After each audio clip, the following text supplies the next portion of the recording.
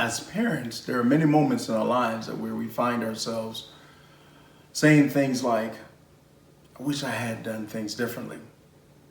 I wish someone had told me about this or about that, or I wish I knew then what I know now.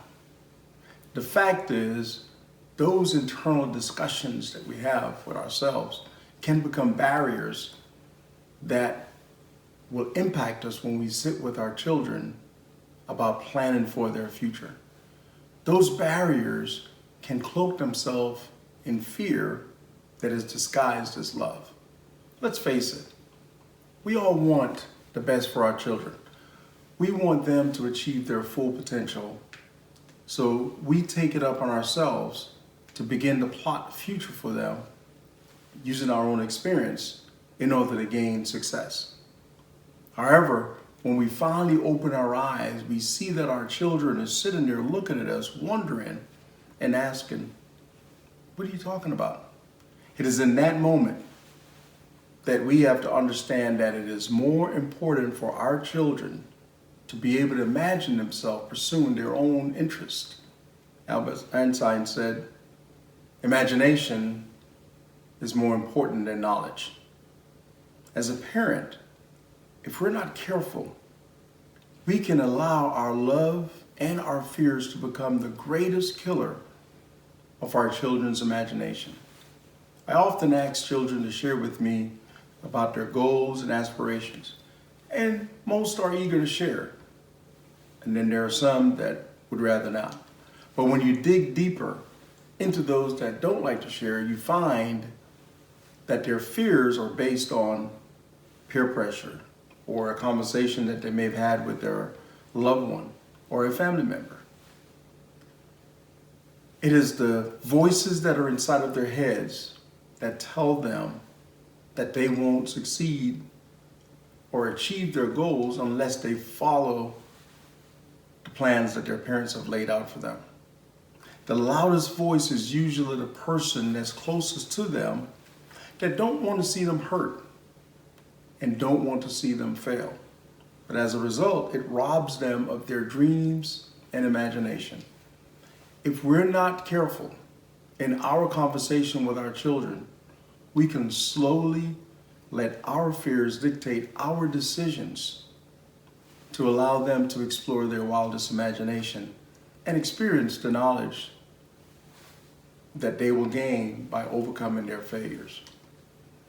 Let's agree, there are so many voices and noise that are coming at our children through social media, through their peers, other relationships, that we as parents struggle to be the loudest voice in their lives.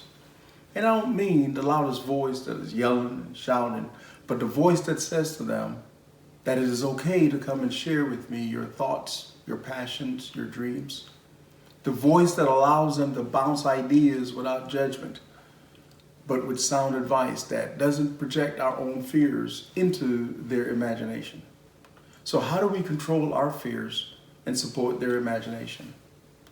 I want you to take out a piece of paper. And on one side of it, I want you to answer this question for me. Do you want your child to go to college or university? Now, don't take a long time to think about it, because the first thought that came to mind is usually the right response. Now, on the other side, I want you to list for me all the reasons why. Now, if you're really honest with yourself, you will see that the reasons that you have listed are based on your own life experiences. In most cases, your reasons may not support their imagination or passion for knowledge. And that's okay. It is more important for you to recognize that reality. If you deny that reality, you run the risk of not being that voice they gravitate to when needed. I can remember when I came to that same crossroads with my son. He didn't want to continue college after his sophomore year. He wanted to pursue his passion in music. Now, I wish I could tell you what I really wanted to do to him when I found out. But let me tell you, I was not happy at all. However, what got me through it was an article I had an opportunity to read on a flight from Dallas. It was written by T.D. Jakes. The title, Let Go and Let God. That article spoke to me. And it asked me to have faith in him.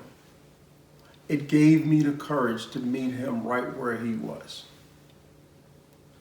We have to be willing to meet our children right where they are and have the courage to listen and encourage their imagination. Today, I relish the opportunity to enjoy his music and to share it with anyone who is interested in hearing about his passion for music. I was fortunate to serve as a mentor for a young lady who also shared with me that her parents wanted her to be an engineer or a doctor.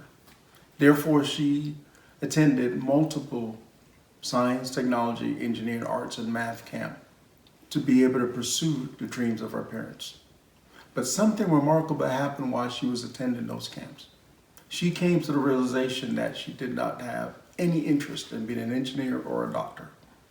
There was only one problem. She did not want to do anything that would disappoint her parents. Because of the love and respect she had for her parents and her fear of disappointing them brought her to a crossroads that paralyzed her with fear. You see, her interest was in law and in business. She had no interest in being a doctor or an engineer. She was also struggling with how to tell her parents about her newly found passion that does not align with her parents' expectations of her.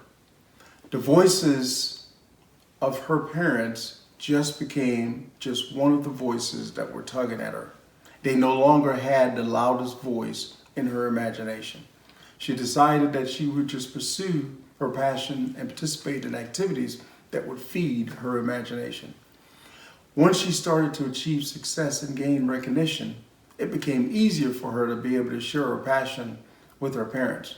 Her parents did not easily accept her decision, but as time went on and they started to see her passion for business and for law, along with the recognition she was receiving throughout her school and in the community, they began to accept her decision and slowly became the loudest voice in her life.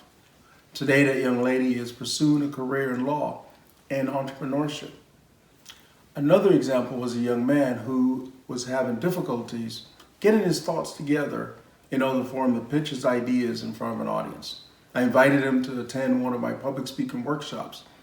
His response was, "I don't like to speak in front of an audience." The very thing he needed to overcome, his fear of public speaking, was preventing him from achieving his goals. Truth be told, if given the choice, most people would rather die than to stand and give a speech. I started working with them by giving them some simple things to do, such as introducing themselves to our guests, reading small parts, while slowly increasing those opportunities. Over time, he began to develop self-confidence and started to learn what it takes to control his fears while in front of an audience. Ben Franklin once said, "Tell me and I may forget. Teach me and I may remember. Involve me and I learn."